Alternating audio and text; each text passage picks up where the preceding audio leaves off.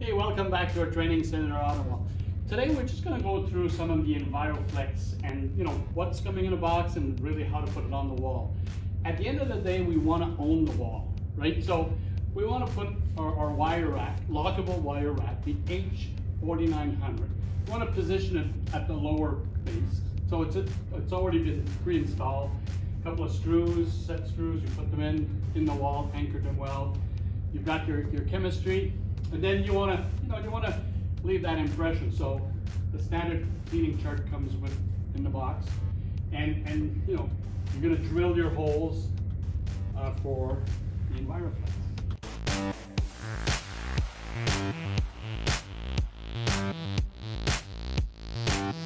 You're going to anchor it at the bottom, and we're going to anchor it at the top. So it's positioned. In the kit, we've got check valves, we've got ceramic weight, and then we got our foot string. Very important part.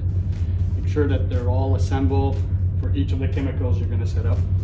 And when we look at the check valve, very important that the arrow's always pointing upward towards the sky.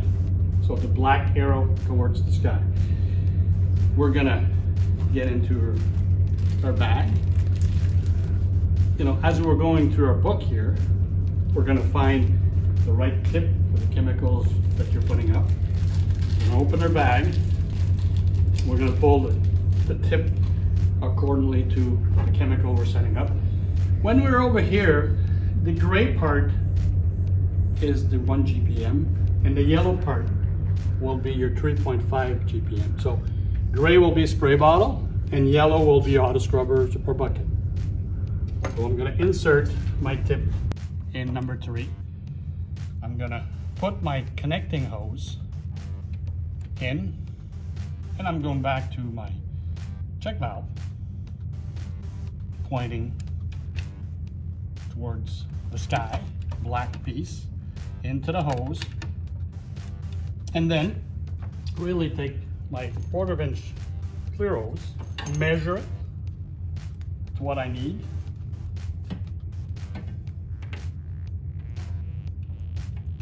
and then the proper length. The roll is 21 feet, so you can set up depending on where you're setting up your rack. So I'm going to measure this to be right over here. There are scissors, knife. Now I'm going to take my drill cap that's provided with the EnviroFlex, put my hose through. Very simple. The ceramic weight, and really the foot strainer. It's really a screen, so there's no debris going into your chemical that will block your system. So fairly easy.